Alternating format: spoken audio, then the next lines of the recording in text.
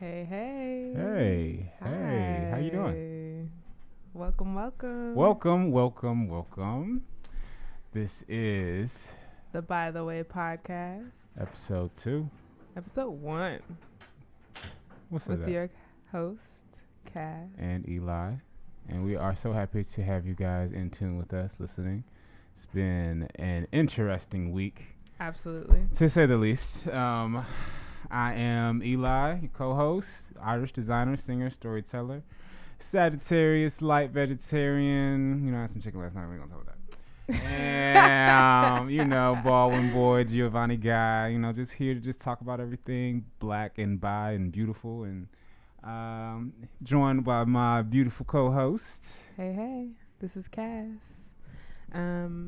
My name is Casimir. I am an artist, a healer, an organizer, a facilitator, an astrology extraordinaire, astrologist extraordinaire. That works. I love sunflowers. I love queerness. I love blackness. And I'm excited to be here with y'all today. Yeah, a lot of great topics coming up. This week's episode is entitled "Bisexual Men Exist." It was a hashtag that was trending this week on Twitter, which got a lot of attention, and we'll get into that in a second. But before we get there, We always start every episode with some check-ins. Yeah. But since this is our first official episode, I feel like we should really tell everybody how we kind of got started, where we got this idea from.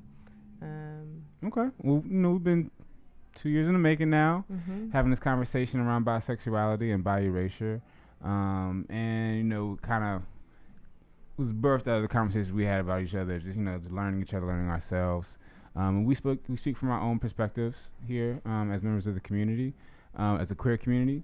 But we also asking for, I'm asking personally for grace. I'm gonna get some things wrong. Absolutely. I'm not ashamed to say that. I will be wrong. I will also be. I will Say be one wrong. more time so they I will can be wrong. look in the camera. For the record. For the record. I'm letting you know. I'm gonna F it up. There are no Sometimes, and not perfect always in a offerings. good way. It is an offering. So this is our offering. I hope you to the exchange community. with us. Yes. Let's iron sharpen iron. Yes.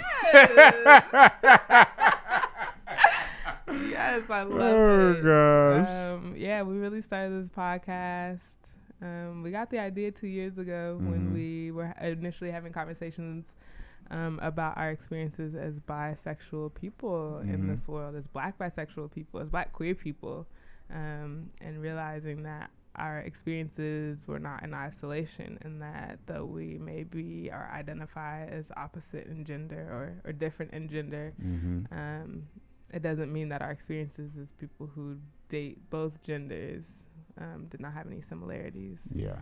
But they also have some differences. They also have some differences, but differences. there's some differences that resembled each other. Yes. Us being in these siloed communities and being in communities that are heteronormative, you can see a lot of the similarities in behaviors and practices amongst people, and it just gives you a different perspective when it's got a different face. Yeah.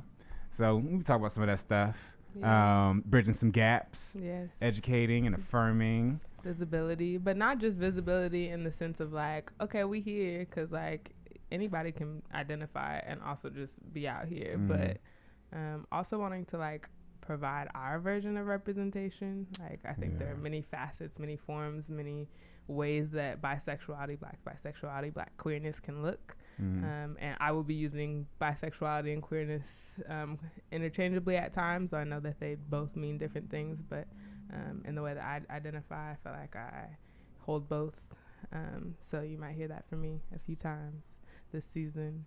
But yeah, really showcasing our perspective. We know that there are some people out there whose perspective resonates with us, and we also know that there are some people who might not. But we're here to establish and to show ourselves, and really trying to be honest and vulnerable in the process.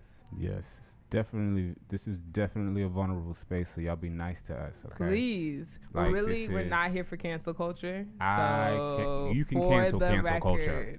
Absolutely. That is the one thing that can be canceled. Is cancel culture. Because cancel culture feels very restricting. Yes, it and feels it's just very toxic because we just throw people out when they make one mistake, as And if we all have not made one mistake before. we don't go anywhere. We don't get anywhere. We don't get anywhere. Iron does not sharpen iron if we just cut the iron off and throw it away in the other pile. No. There's no learning in that, and so You are still valuable. we are still valuable. You're We are still whole valuable. people. We are whole people. Gonna break the binary. Yeah. Yes. So this podcast will be queer as fuck. This podcast will be black as fuck, and this podcast will hold people accountable. And also, we aim to be held accountable ourselves. So we are in our learning process and learning ourselves and learning the community and learning the language. And language is gonna also look different. And I'm gonna get it wrong. Bet. Bet. Cool. But hold me accountable with love, and With love. I'll do the same. I appreciate that. Yeah. Cool. So it's been a week. It's been a week. It has been a week. Welcome back. Hey, Touching down. Thank you. Back in the city. So I am a traveler as well. I travel a lot. Jet Setter. I live that nomadic life. Yes. I'm here one minute and the next minute I am gone, but I will be back. So this past week I have been in California at a retreat for my job, and it was really everything I needed. Everything I needed. I'm originally from the West Coast. I claim California as home. I also claim Oregon as home.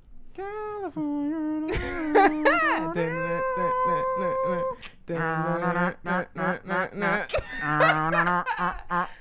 We will be silly. We will be wrong and we will be silly. We will be both of those things.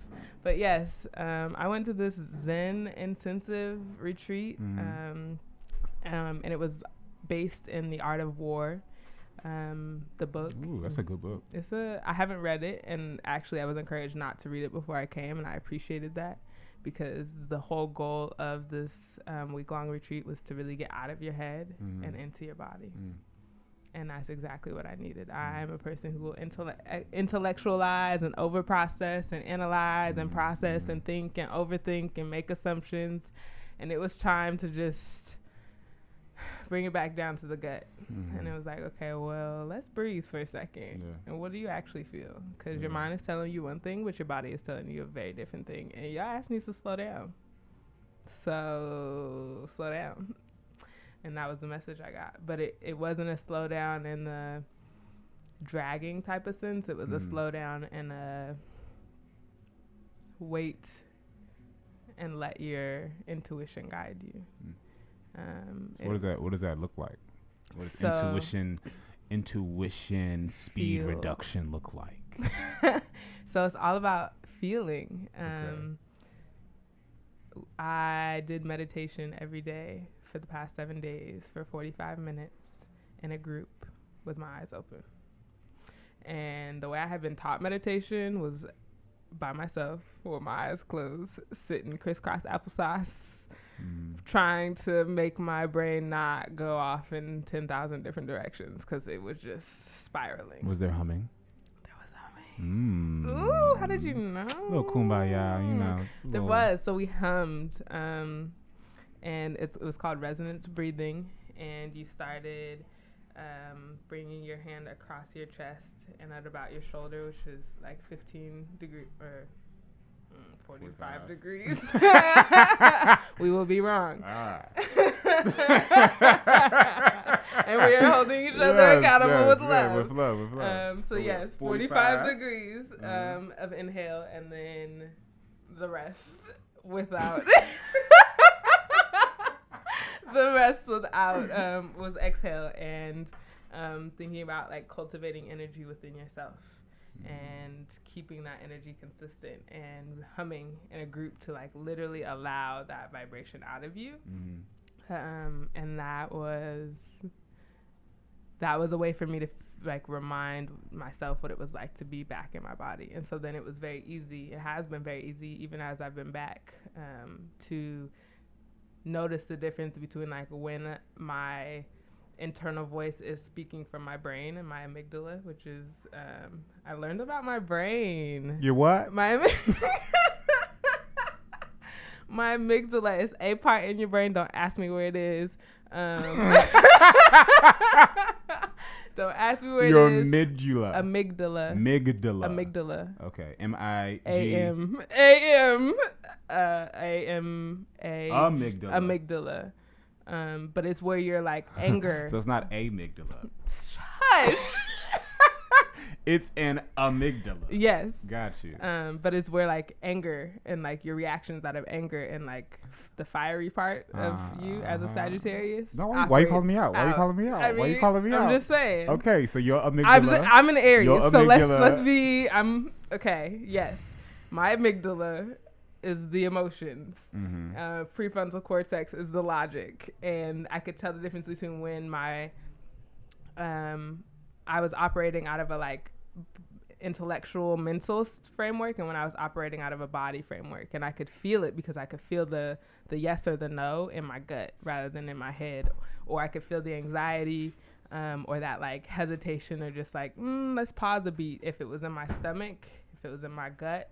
That's when I was like, okay, I'm trusting my intuition. When it was up here, it was shallow breathing, and I was like, I could tell that was the nerves. I could tell that was me over intellectualizing. I could tell that I was doubting myself.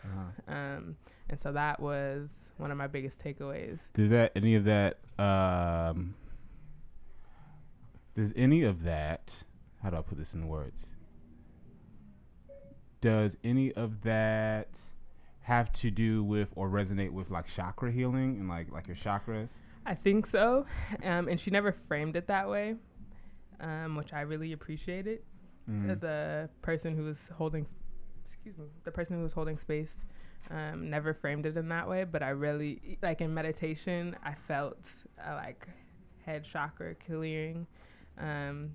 The humming, I felt like was a clearing of my throat chakra. I started singing and humming I know, but I hadn't used my voice in so long, and I forgot it was there. I know. I know. The like root chakra, the sacral chakra, I could feel like being more balanced in that way. It was also during the week of the new moon in Pisces on February 23rd. As an astrology head, I will be inserting my little. I'm here for it. That's the way I've been learning how to track time and cycles and patterns, and it's been really helpful. So to like have this complete reset on the new moon, in this really beautiful space in California where it was like really fresh fruit and really fresh water and like being in nature, I just felt really grounded. I know it sounds like real hippy dippy and like I'm all back for to the clean earth, water. but I actually it felt basic and it felt really indulgent, and yet this should have been something that the norm. Exactly. Yeah. But I really felt really aligned, and I'm like ready. As I know, we start our new year off in January with like New Year's resolutions, but that to me is not a schedule or a timeline that really fits with the way that I move. And so being able to like start my new year started on February 23rd as like the new moon in Pisces, the Pisces being the oldest sign in the zodiac. Pisces is your rising though, or your. It is my rising. Your rising, okay? yeah. You don't gotta tell my So business. of course, I mean you over here call me a Sag, so. Okay, whatever. Anyway, it was a good reset for the year. So now I feel really ready to like move forward in all of my projects. I needed to get out of my head. I did a lot of intellectualizing over the past year. Now it's just time to like do and know that there's no perfect offering, and like I may not ever get it right all together at every moment, but I will try my best and give my best in every moment. And that has been a really good like takeaway as I move into this other reality that I am in now in DC, which is very different from California. I bet. Yeah. Because there ain't no clean water out the tap over here. At all. And I feel so wasteful at times when I'm thinking about filters or bottled water and stuff. But it's like, not when my water is full of chlorine and other chemicals that I don't know how to pronounce. That part. Period. How was your week? My week was not spent at a retreat with clean water and fresh air. You know, I was thankful for fresh air when I got it. But I had a stressful. It was a stressful week for me. But I am grateful that we made it through that week. Work has just been really challenging my nerve. You know, it's like you can't be that guy at work. But what guy? The angry black guy, or like you work in an all-white establishment. I'm one of 2 black men. Oh. Right. That is correct. But I am grateful to have the opportunities that I have. It is not lost on me that they come with so many challenges. And this was a week where it was challengeful. Full of challenges. Full of challenges. Got it. But we made it through. You know, a few more weeks left, or maybe in this air, whatever. But you know, that's what we got breathing for. 45-degree inhale, the rest exhale. Yes. Clear the space. Hum it out. But know? Deep breathing. It's not just breathing in a shallow sense. It's like, how long can you extend your breath? And actually the humming forced me to go longer because you were controlling your exhale. Yeah. And the breath is the one time you can be back in your presence. That's interesting. Breathing makes you go longer. Yeah, humming. Right? Singing. And I'm always singing in my office. Always. There's always some Shaka Khan or some Anita Baker, some Lil Baby or something. You're a little old soul. I am, but you know, I'll say Lil Baby just came out with this new album. Go check it out. No endorsement though. I mean, I just liked it. My bad. My week has been interesting. I've been all over the place. It's the last week of Black History Month, and I promised y'all I was gonna do something for Black History Month, and I have to say, all I did for Black History Month was be black, and that's enough for me. I was black. I'm gonna stay black, and yep. You're the blackest embodiment in the space. In my establishment.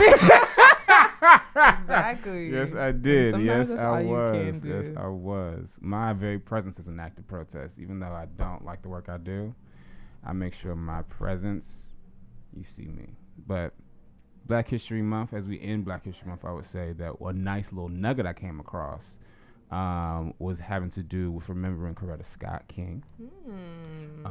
As we all know, she was the wife of Martin Luther King Jr., but she was also so much more. She was a whole person by herself. A whole person. And her legacy often gets overshadowed. And today I want to put some light on that. She carried on his work and dedicated her life to fighting LGBT plus rights alongside with civil rights. And she did that in believing that it was the right thing, and also that her husband would have done the same. As early as 1983, Mrs. King was urging the gays and lesbians to be protected from, look, I'll call you gays, lesbians, the bis, the alphabet soup group. She was telling us that we need to be protected from discrimination, and she remains ahead of her time. She remained ahead of her time until 2006, and even today in her rest. She backed same-sex marriage in 2004, declaring it a civil rights issue, before adding that her late husband would have also been in favor. And she told gay rights activists at the time that she was proud to stand with all of us as her sister in a great new American coalition for freedom and human rights. And I give you a fist to that, sister. Thank you so much. Allies. We do. So that was my little nugget of the Melanin week. Minute. That's my Melanin Minute. That's my Melanin Minute. We'll have a Melanin Minute yes. segment in our episodes where we highlight all of the rich, chocolatey blackety blackness that there will be either in DC, which is where we're both based, or in the world, in the past, in the present, in the future. So that wasn't my Melanin Minute? Oh, it wasn't. But that's a good segue. Okay. Because my Melanin Minute actually had to do with Lena Waithe. And Lena Waithe is voicing the first openly gay Disney character and the new movie Onward, which is out March 6th. It's a Pixar animated film that features the first openly black. Well, I guess she's not black. She's actually purple, which. Okay.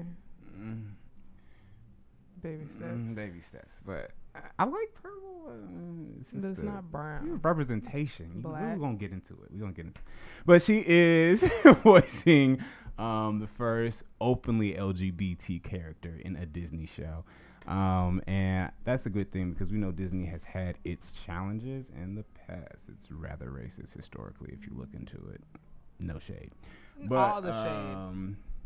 Just facts. They showed their colors, not I. Yeah. I mean, I don't got nothing to do with me. I'm just letting you know what they did. But she's the character is a police officer that gives up a line. This is interesting. Dang, I didn't even go that deep. Yeah, I went there. Representation, we start baby steps. We getting there. But also, I'm really sick of baby step representation.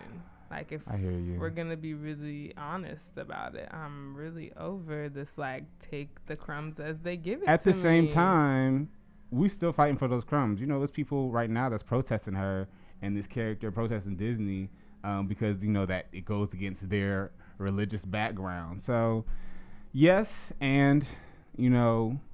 Okay. I would just want to give Lena her credit. You know, she doing her work. And I see you, Lena. I get it. And in an effort to not cancel...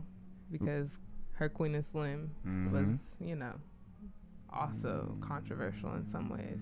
I didn't see it. It's okay. Appreciate it and also would love more. But what I did love The Chi though. The Chi was my shit. Okay. That was her show on Showtime. I didn't see. Okay, did you watch They Gotta Have Us on Netflix? Yes, I did. So Netflix has been. Oh. Go there. So Netflix has been showcasing a lot of like black content for Black History Month. And I have appreciated most of it. They Gotta Have Us recently has been on this month, I guess. I just watched it. And it is about black filmmakers and directors and their experience across time from Harry Belafonte all the way up through now, like looking at both past and present, and like our journey as black people into this industry and how we sometimes had to accept the parts that were given to us, and then in those moments we're able to transform them and give access to so many more people, opening up doors to so many people.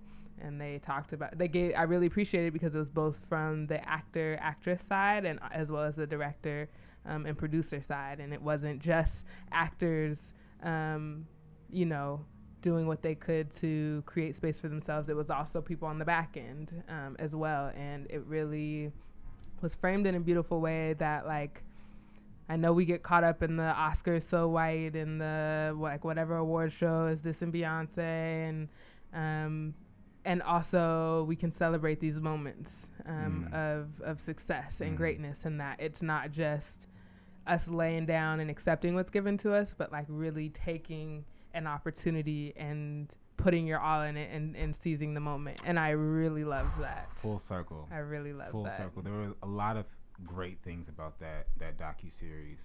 It was a 3-episode docuseries on Netflix that I was really appreciative for. So I think it was appreciative of, whatever. I may be wrong. So it talked about the perspective of like European black actors coming into the American market and dominating roles for black Americans, and the conversations that have not always been appreciative of that. Like how you gonna have this English black man do an African American black man story? Like there aren't American black actors to tell this story. But one thing that I appreciated was that, you know, injustice in one place is injustice in any place. And the same way that actors are facing challenges here, they're also one thing I appreciate is that seeing that they're also facing challenges there. Mm-hmm. And one thing they said is that, you know, when you see something blatant, when you see something in front of your face, you know, it's easier to combat it. Like, you know where to shoot. But some of the racism that they were expressing, that they were experiencing in the UK, is not so blatant.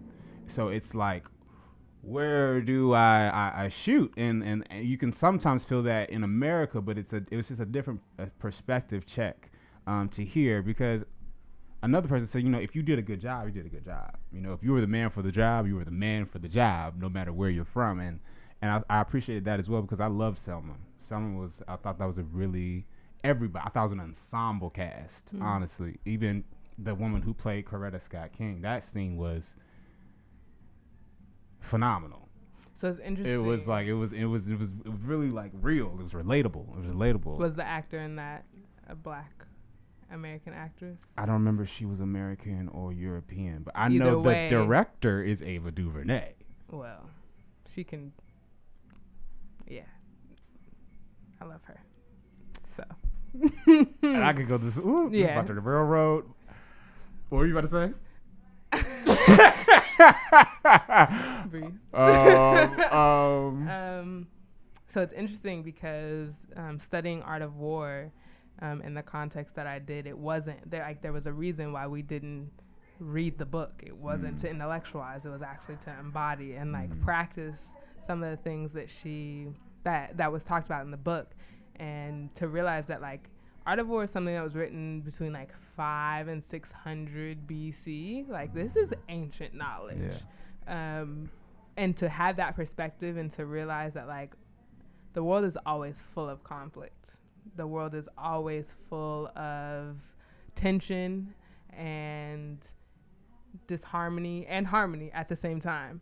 And you can choose to run full force at your enemy every time and get exhausted, or you can choose to just fire off a bunch of bullets and not be sure where it's going, or you can study your enemy, take a look at yourself, know your weaknesses, and pivot and adjust and your strengths, and adjust accordingly, and know that not everything needs a response, and that is not a reflection of you. That is, how am I strategically moving through this world? Sometimes, how am I surviving?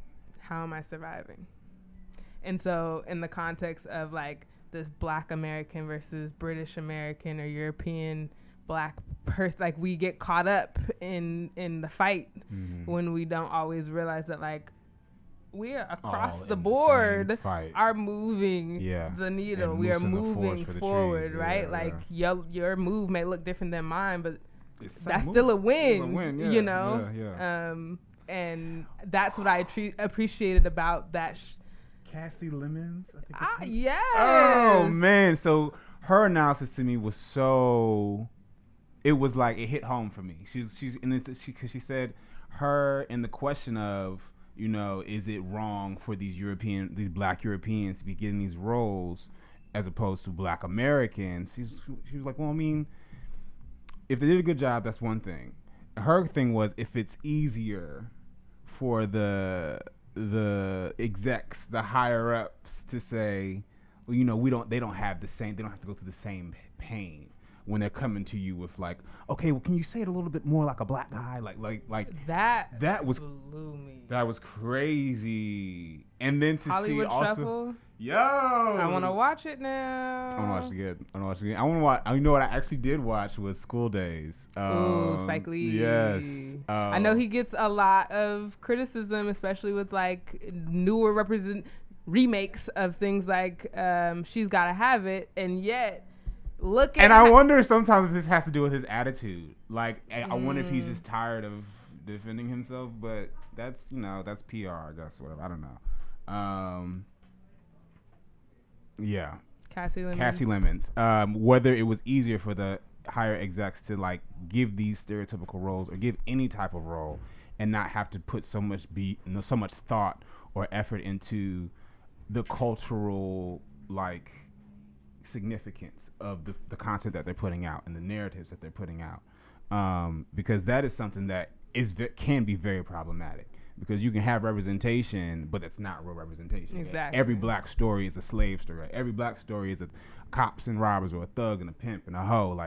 That's not the representation. That's not all that we are. So, to have her say, when you look at it from that lens, you know, why is it that it's easy? Is it easier for this person to tell my story because you don't have to look in the mirror so much? Right, and at that, so to me, that shows me it's more about the white director than it is about the black actor or actress, regardless of identity, national identity, or citizenship, claiming a role. Like, to me, that is the white director saying, I'm not about to acknowledge the history that has been in this country between your people and my people. So if I cast somebody who looks just like you but just comes from a different country, then I don't have to look at my own shit or my ancestors' own shit. Exactly. And that's why I said with Daniel from Selma, like, that's one thing, but Ava directed it.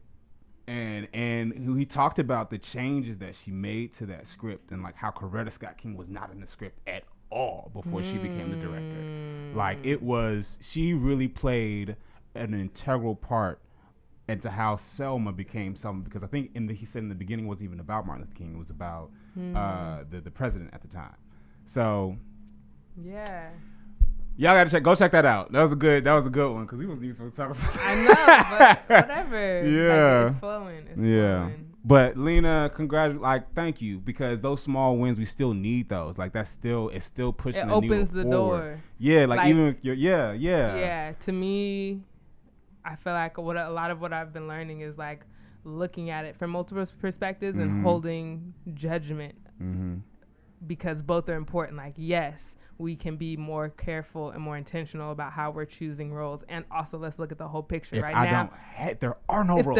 And that's something that I think as viewers or as consumers of a lot of this media, we don't always know. Like, to me, it was new that, like, Hollywood Shuffle and this idea that, like, there are white directors directing black people to act this way, and it's not us just being like, oh, hold your crotch while you say it. Like what?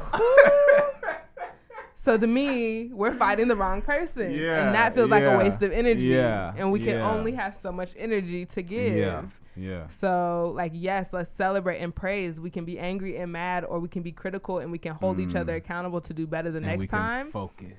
But, like, the first is important. We have to, we have to be able to have the space before we can, like, hone and create and sharpen and on that note, I have to, just because this is something I did not expect to talk about this, but this is something that I've been thinking about for as long as we've been thinking about this podcast. As an artist myself, I did a lot of investigation around stereotypes and American stereotypes, having to do with, like, the Mammy character or the Sambo character, your Stephen Fetchit, your Hattie McDaniel, your Aunt Jemima, your Uncle Ben, like Dorothy Dandridge, all of that, like, yes, like Sapphire stereotype. So, like, you get a lot of flack because, you know, that is a representation of a negative view of African Americans, and it was a first step. It was the first step so that we could have a Halle Berry or an Ava DuVernay behind the camera. Exactly. Like, behind the camera wasn't even an option. Yeah. Because we talk about in front of the camera a lot. You know, behind the camera is a completely different story. Yeah. So shout outs to y'all. Shout out Lena. Thank you for getting, you know, shout out to everybody, not just Lena. Like, we all, like, it's a collective effort. This is where I started. That's why I said that. Yeah. But everybody, yes, absolutely. So, that was one Netflix special that got it right. Let's talk about some other ones. There are some points of representation that are a little bit more complex. And one of them being that we are by the way, and we talk about everything that's bi and black. Not everything. Well. But a lot. Of things. That are bi. And black. Mm-hmm. This week in Bisexual Men Exist, because that was trending on Twitter. On Twitter. I did skip over that. We'll come back. We'll come back to that. That'll be because we don't want to end on a bad note. True. So every episode we will have a segment called This Week In, and this will be our opportunity to do a deep dive into a particular topic. It may be bi, it may be black, it may be queer. It's definitely going to be black. Yeah. I'm like, yeah, it's almost always going to be black. Yeah. But this is our space to just explore and talk about stuff talk about representation, talk about concepts that has been on our mind or that has been in the world lately. So this weekend, Bisexual Men Exist has come out of a new show on Netflix called Love is Blind. And it is a show about dating and getting, it's in the same category of like Married at First Sight or like 90 Day Fiance, or this like very quick social interaction dating experience, like the Tinders and the whatnot, right? But people that, I don't know how many it is. I'm gonna say 10 and 10 because it's usually that. Yeah. And they meet other people in these pods, so they don't get to see them face to face, but they're supposed to be able to make these connections with people just based on a conversation in these pods with a wall in between them.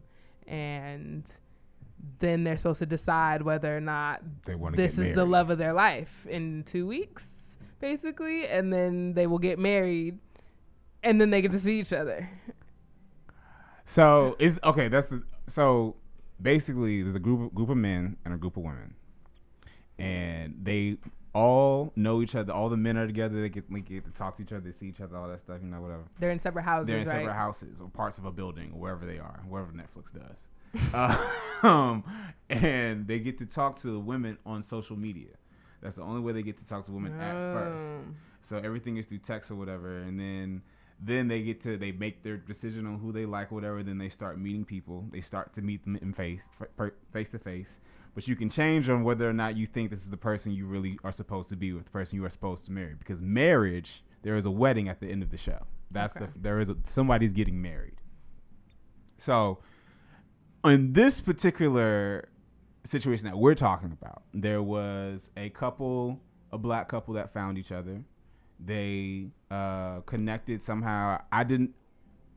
They connected somehow, and they end up at their retreat where they're supposed to like. So they agreed to this date in Mexico, and that's where the engagement happened. And they're supposed to be getting married in 4 weeks. Yes. Because they chose each other, and if it all goes well at the end of the line, it's a wedding. Love is blind. Supposedly. So this guy ends up telling his fiance that he is bi in one of the ways that I would say is not successful. And she responds, and it blows up. I am of the opinion that he did not handle that well at all. It brings up the questions. How much do you have to be upfront with someone about yourself? It brings up the question when first dating someone, and that's why I think this whole thing is just trash. Because I don't like that rush dating stuff. Like you gotta get married in 2 months. Nobody does that. Like anyway, but it just didn't. Y'all gonna have to go check it out because I can't go over every point. But he did not handle that well.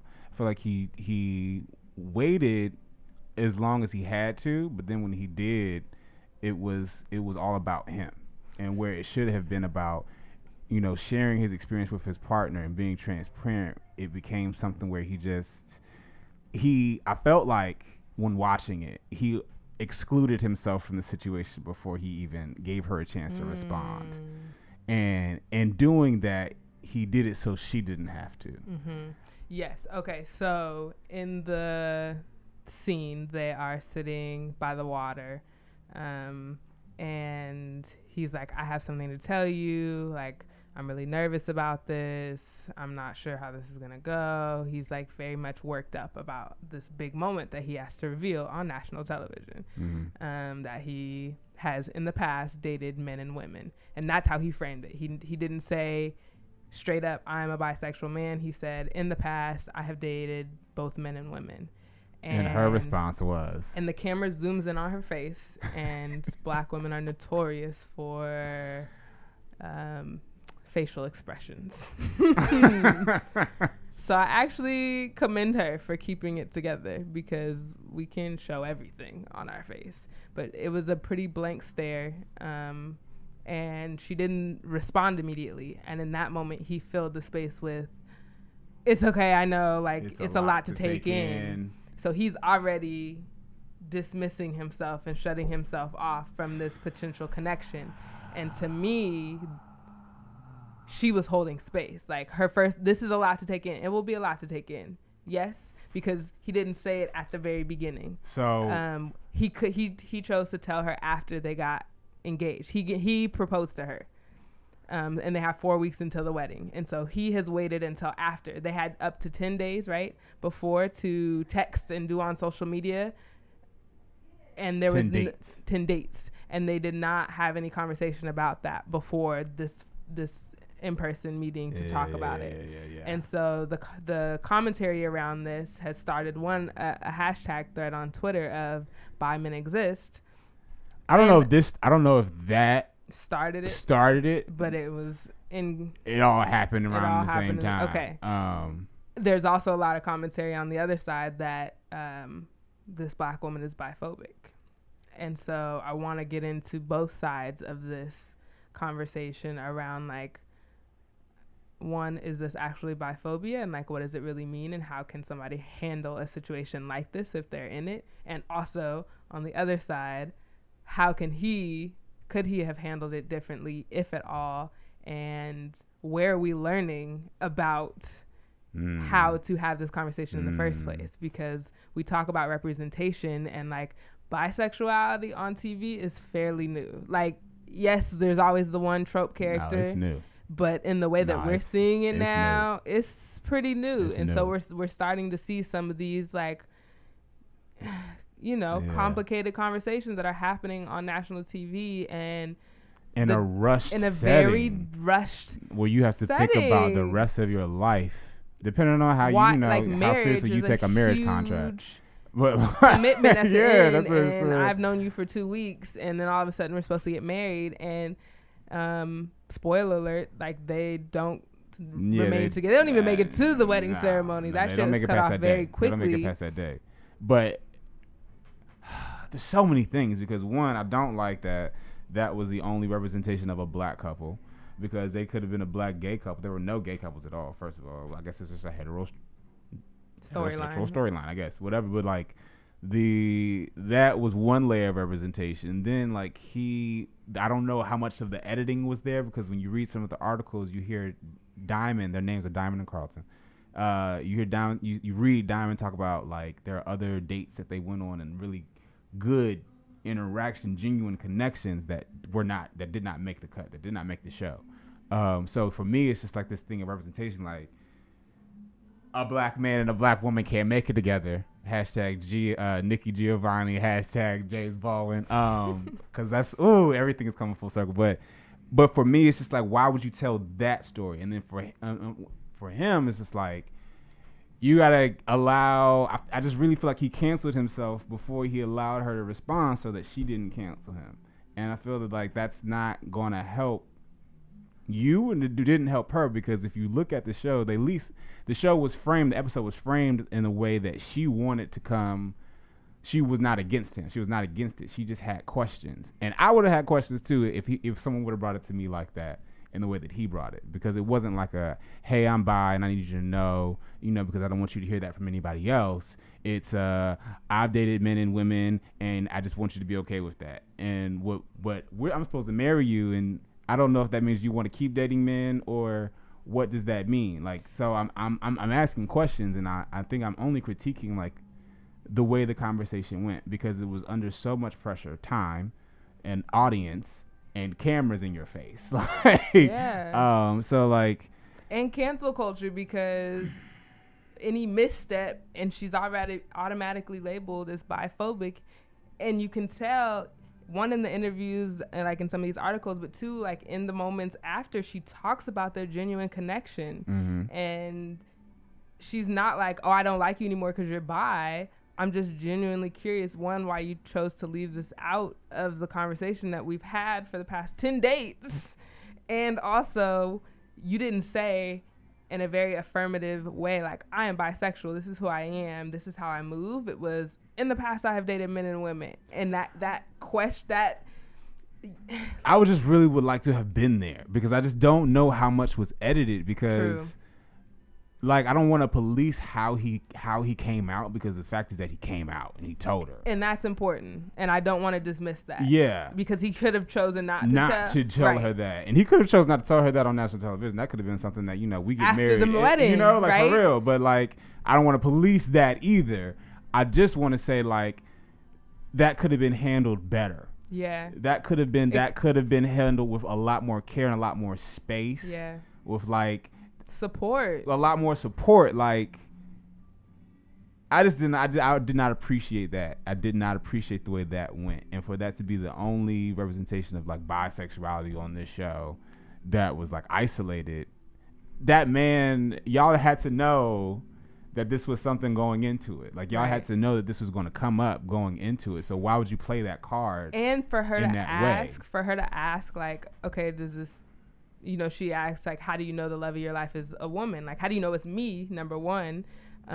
He said it on camera, but he didn't say that to her. You gotta say it to her. Right. His answer was like, he was like, he feels like women are just nurturing in a way that men can't be. And that's fine. Whether you agree with that or not, say that to her. Right. And then what was frustrating is that he flipped his shit and then ended up calling her a bitch. Have your moment. And he called her. And he completely flipped the situation on her. That's what I was frustrated with. So now she's the villain in this story, when it was really not him, not necessarily accepting and living fully in his truth in a way that could have made it work. Because you do exist. And nobody was taking. And she was never. You couldn't see that in those clips. Like, she wasn't taking that away from him. She was more frustrated with the fact that, like, okay, if we're about to be married, you gotta be honest with me and not call me a bitch. Yeah. And for her to ask the first time, for her to ask a clarifying question of, okay, well, is it me? Like, yes, people. They edited that to make him look so stupid.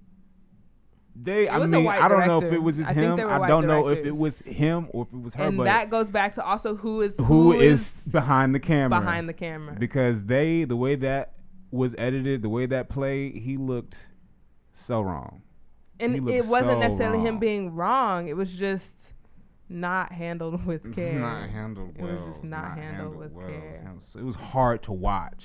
Yeah. It was hard to watch. Like, it was hard to watch her walk away from him when he told her initially, and it was hard watching him come to her at the pool so angry because he had already internalized everything that happened before and how people may have approached him before, and therefore could not have received this potential love from this woman who was willing, or I'm assuming willing, to accept him as he was. I would hope so.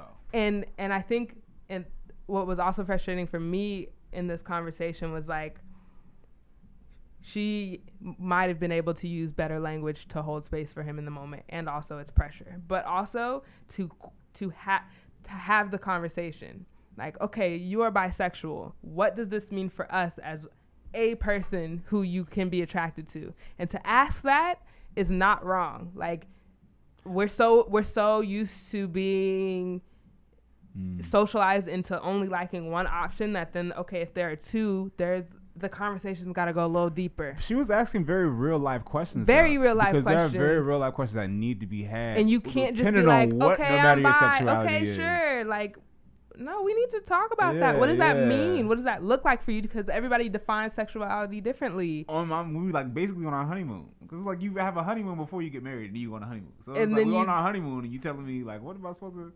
I don't know, man. I'm trying to hold space for both of them. I am. I'm trying to hold space for complex. both of them. But the way that John was edited, it was Carlton. It didn't...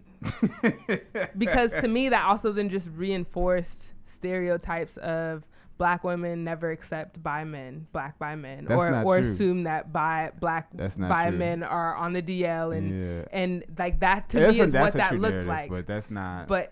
And then on the other side, bi men don't know what they want, or bi men, are. I think that's why I was frustrated with it. Because I feel like I do believe they loved each other. I do believe that they loved each other. You could tell that there was a connection there. That they loved each you other. could tell that there was a lot of editing. Yeah. And these same tropes around bisexuality are still being perpetuated in a way that's now harming us. Because before we were seeing it play out in white communities with the white bisexuals, right? And now it's in our community, and there's another layer. Race plays into this and all of the assumptions and stuff. She was like, I need to go pray on this. Yeah. And my first instinct was like, oh no, are we bringing that with us? Are we bringing the church with us? Are we about to shun him? Because that is sometimes what we see is, oh, we need to discard you because God said so, right? And that and that is like, it's a layer. It's a layer. And none of that was talked about in this space. And I don't necessarily know that. It's interesting because it's not like I want us to have to go through the ABCs and the 1, 2, 3s of like every time bisexual representation comes on the screen. But it would be nice to have. I would rather that than this conversation. I would rather that than this edited fight. Like I would rather. Let's talk about some health questions, or let's talk about, are you ever had these? And what is your are you monogamous? We're going into this marriage, but we didn't even talk about how you like to love people. Okay, not every bisexual person is monogamous, and not every bisexual person is polyamorous or non-monogamous. He also was there to get married. So that to me also shows like I chose you. Mm-hmm. But also how you handle it. Like it just wasn't our best. Missing the forest for the trees, bro. It's right there. She's right there. She's right there.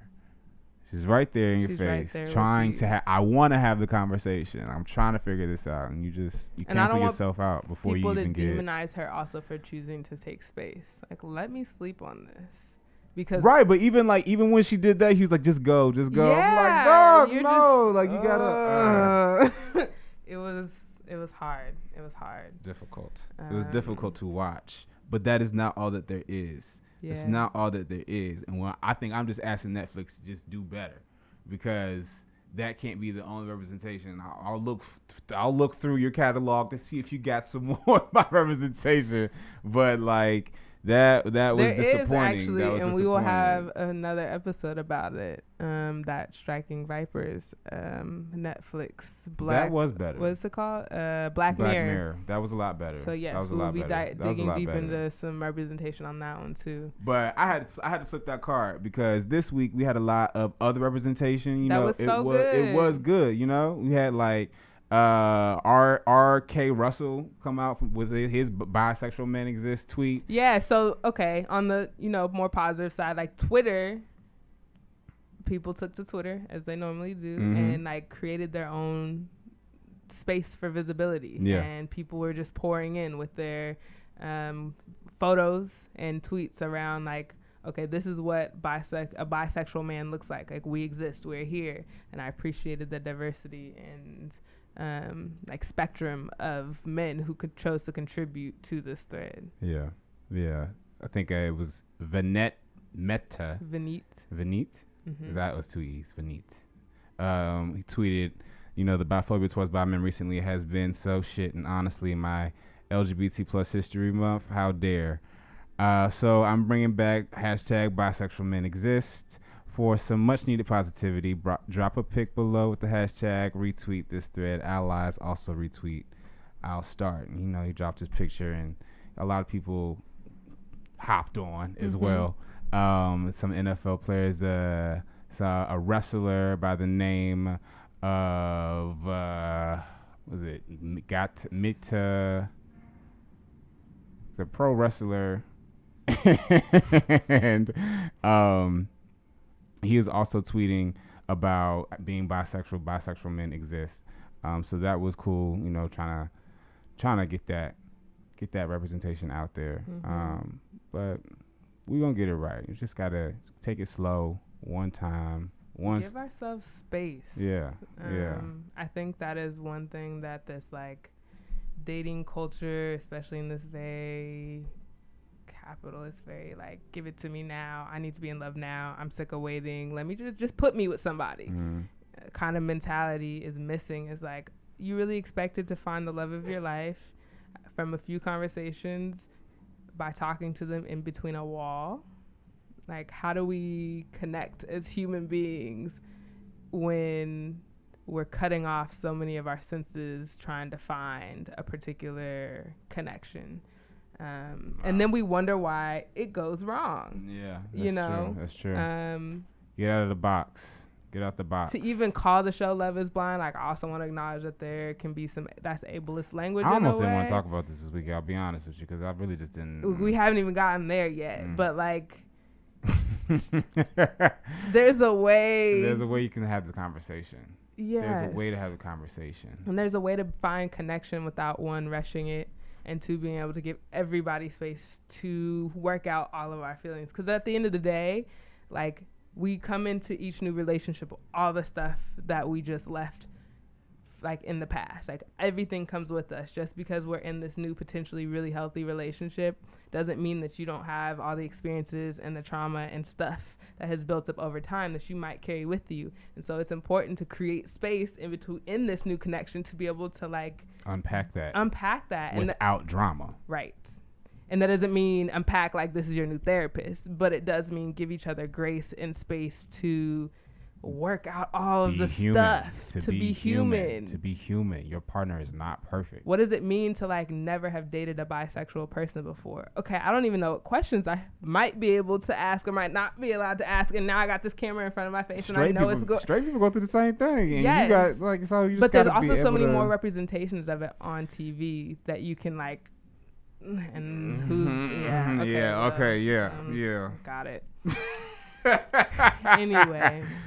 Yes. Anyway. Just start having the conversations and be nice. Be kind. Mm-hmm. Be kind to one another, because you just don't know what the other person is thinking. You start assuming things. That came from me in therapy. I go to therapy, y'all. I go to therapy. Mm-hmm. You can't assume things. Assumptions, just, you have to be clear. You just have to be clear, because things get missed. And that's not love. Love is not assuming, because I may not want that for you if I love you, you know? But I can't know what it is that you're going through if you don't tell me and give me the space to understand. Yeah. So I have gone to, like, talk therapy, and I feel like this retreat was my version of art therapy. And I think both work for me because I can intellectualize, and sometimes I just need to get out of my head and into my body. And something that I have taken away is that, like, every relationship that you have, regardless of, like, weight, whether that's platonic or romantic or familial, every relationship and every encounter that you have with people is like an imprint or a reflection of the moment of where you're at. And a lot of your relationships mirror yourself. So there's something in you that you see reflected in another person, and that has really helped me think about it as, like, when we say, you know, most people are not thinking about you. Like, when people are moving throughout their day and, like, there might be conflict, there might be shit that y'all are going through, like, half the time it's really not about you. Like, that was my it's really not about you, because it's really about me. Because a lot of times the conflicts that you're having in relationships with other people is an external fight that you've been having with yourself. Yeah. And that's what I feel like that show, like, that moment for him was like, he had already taken himself out of the ring before she even had a chance to respond. To me, that was like, oh, you haven't really accepted or fully, like, found affirmation in that identity in a way that makes you feel secure enough to go into this conversation and be like, this is who I am. And trust that she will love you regardless. Yeah. Because you could tell she was willing to be there. Dang, that's interesting. It's an interesting take on control. Right. And, like, relinquishing the possibility for something because you're so used to something else. Yes. Yeah. That's a good affirmation for this week, you know. Just release the assumption. Allow the possibility. Release the assumption, because you never know what can happen, and you can shortchange yourself. You can get a lot more out of just being silent. Your worthiness, you walked your worthiness in the room. Yeah, You don't have to. You prove deserve it. to be where you You already are. deserve to You be where you are. exist. And when you can own that, everything else will change. Yeah. But it starts with you. It starts with you. It starts with you. Ooh, this is episode 1 of By the Way with Cass. And Eli. Y'all can find us here every Sunday at noon on Eaton Radio, eatonworkshop.com/radio. We record, every other Sunday. Every other Sunday, excuse me, not every at Sunday. Noon. You can catch us live here, but we will be posting our podcast. You'll be able to find us on Spotify and Apple Podcasts and anywhere where you find your podcasts. Find us on social media at By the Way Podcast on Facebook and Instagram, where we will also be going live. So you might want to check that one out because we might do some editing stuff, but it's gonna be real. It's not gonna be like choppy stuff. No, it's gonna be real. It's just taking out the ums and the you know all clean that. it up a little bit. But we like to end every episode with an affirmation. Yeah. So, do you have an affirmation? Yep. Release the assumption, allow the possibility, and breathe. That's my affirmation for the week. Mine will be, in all time and all space, be here now. Exhale. That's gonna be interesting to hold both. But we're gonna do it. We're gonna try. This has been a great episode of By the Way. Catch us next Sunday. Next Sunday after next. Sunday after next. We're gonna get it right. We got it. I told you we're gonna be wrong. We're gonna get it right. We're gonna be wrong though sometimes. Just correct us in love. Cool. Well, all right. Well, bye, love. Enjoy. Peace. Peace.